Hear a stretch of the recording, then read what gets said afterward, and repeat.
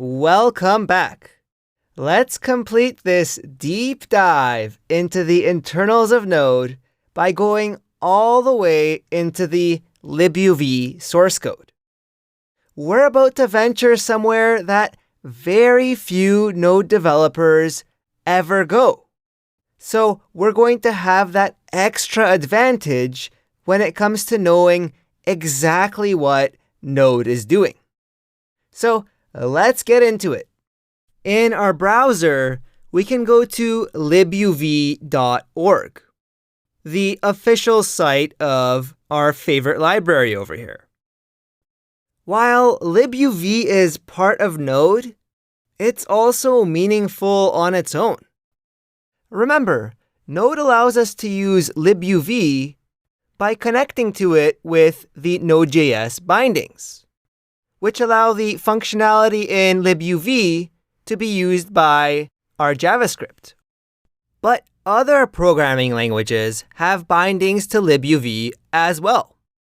We can see this if we go to this documentation tab and follow this others link here.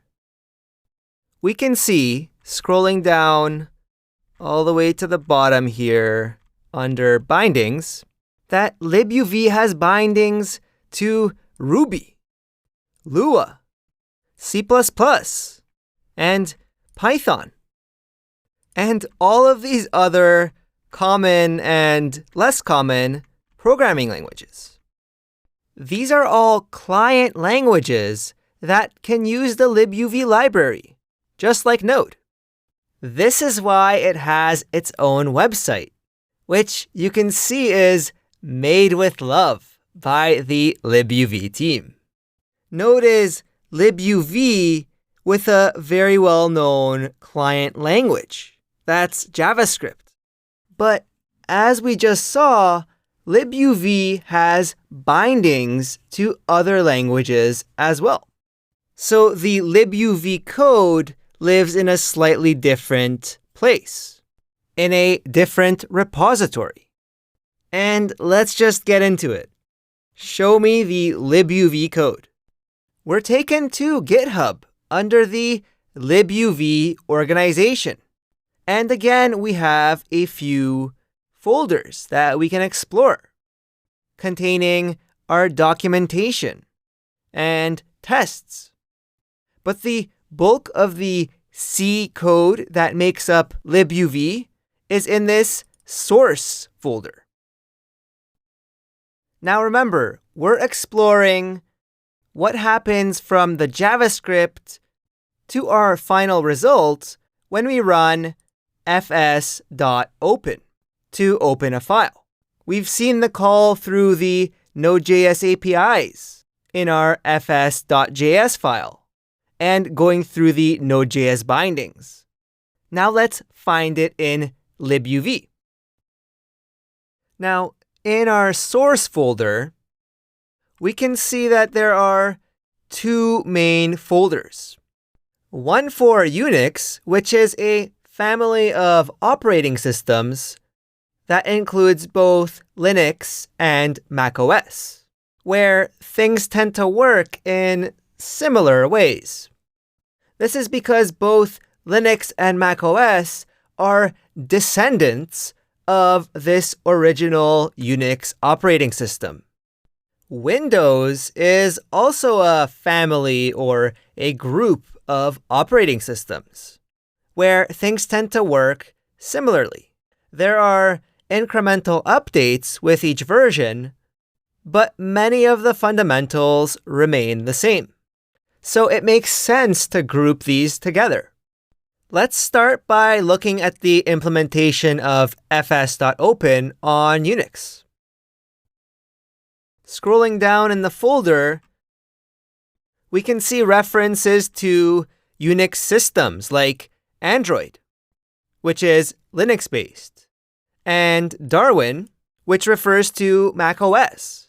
Darwin is the code name for the core components of the Apple operating systems.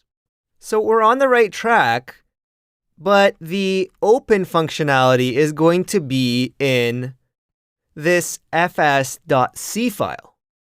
Notice that unlike the Node API bindings, libuv is using C rather than C++ with its .cc file extension. Going into our file, we see that we have another few thousand lines of code. And we scroll down, we can see that this is C code, which might not really mean anything to us. But remember, the API bindings, we're calling this function inside of libuv, and we can do a search for that function, which, if you remember, was called uv underscore because it's in libuv, and then fs underscore open. This function is being called in a few places, but let's look for the definition. So our result over here is this C function definition. But this doesn't seem to be doing any opening of files. It's just really calling this init and passing in open. This is a way of calling functions that libuv uses, but the good news is that we don't have to search far for the actual implementation. The actual implementation is in this function called uv underscore underscore fs underscore open. All right, here we go. This is where the hard work of actually opening the file and calling down into the operating system and doing file system operations is done. When we call this open function here, this is the actual open function for Unix operating systems. That makes a system call down into your operating system to do whatever it needs and then give you a handle on that file, a way of working with that file and reading and writing to it. That's the R that we get back from this function call. And it's transformed and returned all the way back up into our JavaScript. Wait a second. Let's go to our Windows version now. So we want to go back out of our Unix folder and into our Win folder, where we're going to have another fs.c file. Notice there's fewer files here for other variants of Windows because Windows operating systems are all relatively similar. There's not as much variation as between Android mobile phones and macOS on Apple computers, and these open source distributions of Linux that there's hundreds of. So Windows is simpler in some way, but let's see what this fs.c file has in store for us. Now remember, we're still looking for uv underscore fs underscore open. That's what's being called from our Node.js API bindings. And again, we have this init pattern where the actual function that opens the file lives close by. And we can find it by doing a search for other functions that look like open. So we just saw one. And then the second one is this fs underscore underscore open function. This is where the good stuff happens on Windows. And we see these D words, which are structures that Windows uses.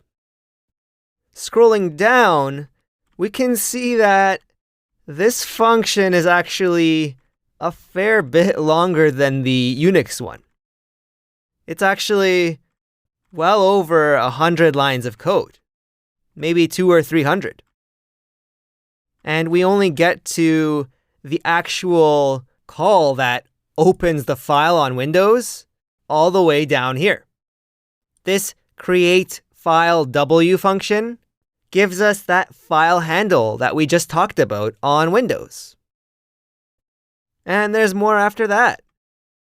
This open underscore OSF handle function over here transfers ownership of the file handle that we got from create file W to this fd variable here, or our file descriptor, which is what we then use in C to work directly on the file. And finally, at the bottom of this super long function, we set a result with that file descriptor and return it back up through our code. So why is this function so much longer than the Unix version? Well, for one, things are just a little bit more involved in Windows land. But there's also a bit of code here near the beginning of our function that allows the results of opening a file to be compatible between Windows and Unix, so that we can work with files in the same way, regardless of which operating system we're on. This is one of the benefits that working with libuv gives us as Node developers. Okay, so maybe you've been following along so far, but now you're wondering, will I need to know C and C++ for this course to be a Node developer? The answer to that is a resounding no. The whole reason why we have high-level languages like JavaScript and runtimes like Node is so we don't have to write code in these low-level languages and worry about all of these complications that you've had a taste for here. But as we learn more about what Node does, having this knowledge will allow us to be not quite as intimidated by the internals. We've now explored this code as far as we can. Any deeper and we'd have to start looking at the C libraries and the operating system code for Windows and Linux, for example. Now we can point out how things are implemented in the underlying Node source code. This is where our fs.open function call journey ends. We did it. Going this deep is not something that many people can do. So consider yourself ahead of the game. Let's take a well-deserved break, and I'll see you in the next one. Bye-bye.